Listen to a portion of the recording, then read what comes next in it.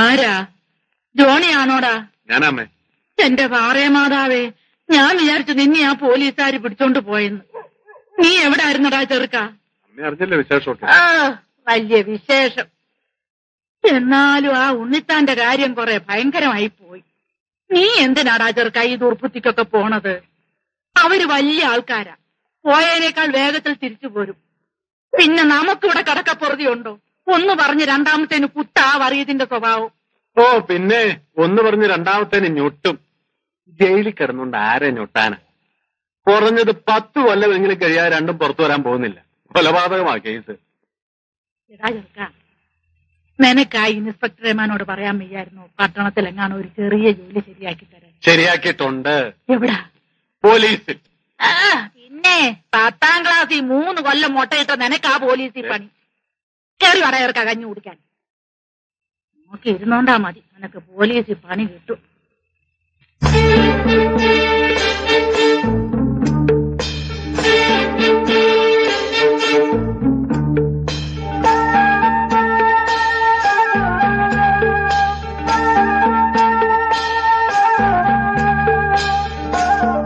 വെറുതെ എന്തിനാ ഹോട്ടലിൽ ഒരു ദിവസം കിടന്നേ? അല്ലായിരുന്നെങ്കിൽ ഇന്നലെ എന്നിട്ടല്ലായിരുന്നല്ലേ? മാധവിയുടെ കഴിഞ്ഞിട്ട് പോരാമെന്ന് കരുതി. എന്റെ ഒരു യോഗം. നാട്ടിലിപ്പോ എന്താണ് മേളം? എന്ത് മേളം? ചാനാരുടെ കച്ചവടം കുറെ കുറഞ്ഞു കാണും, അത്ര തന്നെ.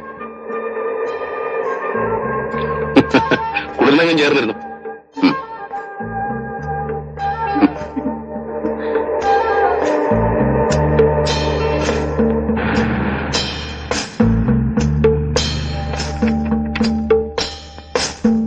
ആശാനിലിടോ ഉള്ളി ഇറക്കട്ടെ. എടോ വിൻസെന്റാശാനെ, ആ ഇതാര് പരമു?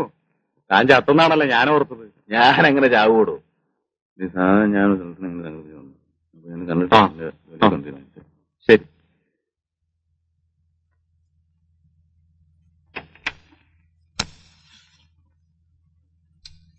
മാറി മാറി.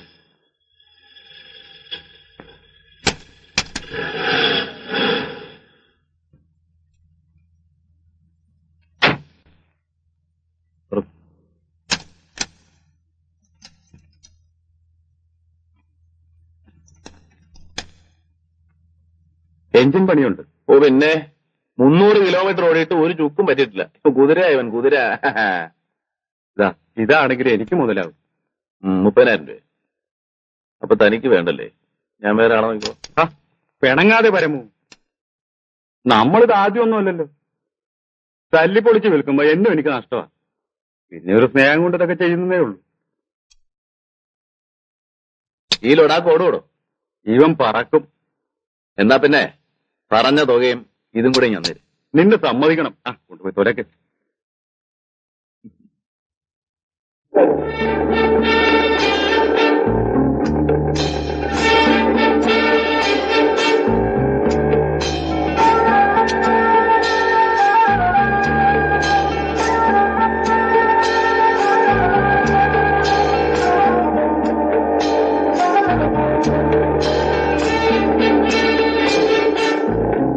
കാണുന്നതാണ് സാഹിബിന്റെ തേയില ഫാക്ടറി.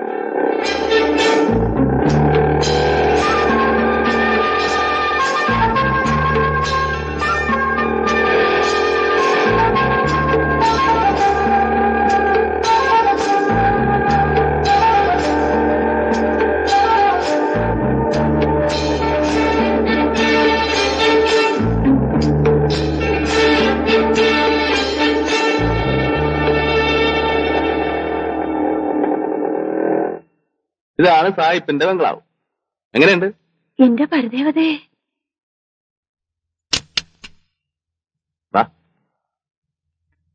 അവന്റെ സായിപ്പിന്റെ അടുത്ത് മര്യാദക്കൊക്കെ പെരുമാറിക്കോണം.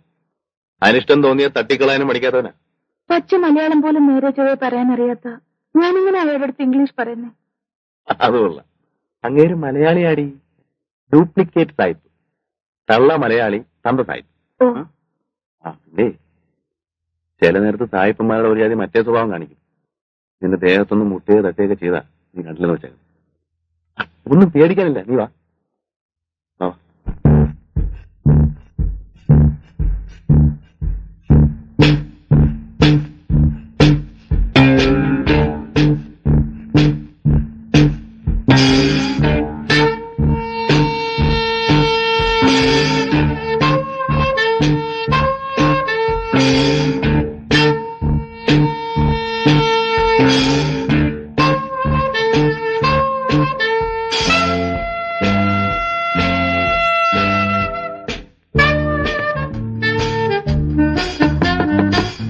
Yes, come in.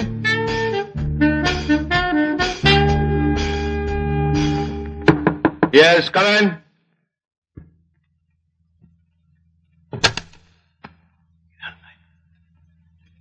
I am Paramu. You little bastard, you are still alive?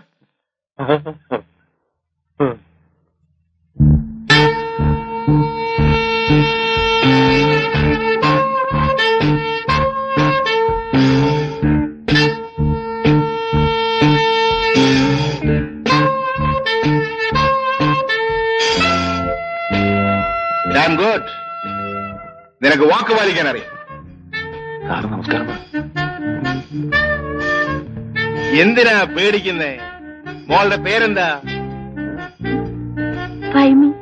That's good. ഫൈമി നിന്റെ ആരാണ്?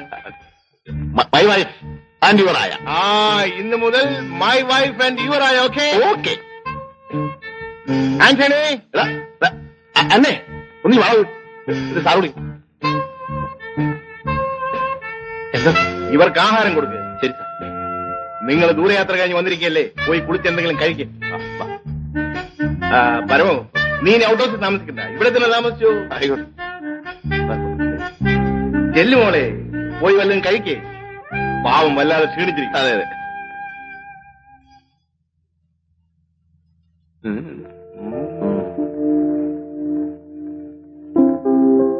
എനിക്കിനി കുളിക്കാനും പറിക്കാനൊന്നും വയ്യ. കുളിയൊക്കെ പിന്നെ ആകാം.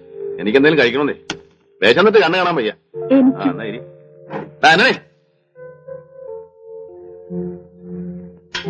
എന്താടാ ആന്റണി നിനക്കൊരു ക്ഷീണം? ഓ, അണ്ണം പോയ പിന്നെ ഒരു സുഖവും ഇല്ല. നാട്ടിൽ പോയ അണ്ണം കല്യാണമൊക്കെ കഴിച്ചല്ലേ? എത്ര ആളാളാവും ഇങ്ങനെ ഒറ്റയ്ക്ക് കഴിയുന്നത്. പിന്നെ എനിക്ക് ഈ റൊട്ടിയും കോപ്പൊന്നും വേണ്ട. ചോറുണ്ടെ ഞാൻ ചേർത്തുണ്ടോ ചെല്ലേ? ഇപ്പൊ കൂട്ട. മുട്ട വയ്ക്കും. മുട്ട സാഹിബിനെ വലിയ ഇഷ്ടായല്ലേ? കേട്ടില്ലേ എന്നെ മോളെന്ന് വിളിച്ചത്? അതങ്ങൾക്ക് മക്കളില്ലാത്തോണ്ടായിരിക്കും.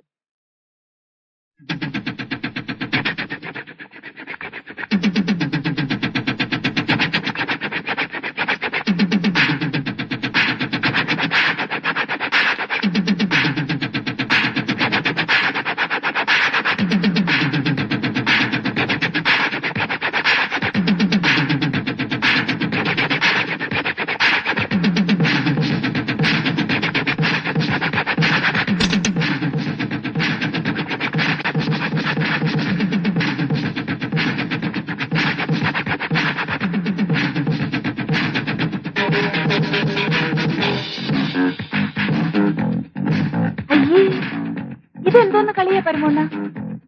ഇതോ വലിയ ഭരതനാട്യം. അവളെന്താ ഇങ്ങനെ? ഇതൊരുമാതിരി വലിയ രസം. നീ കാണണം.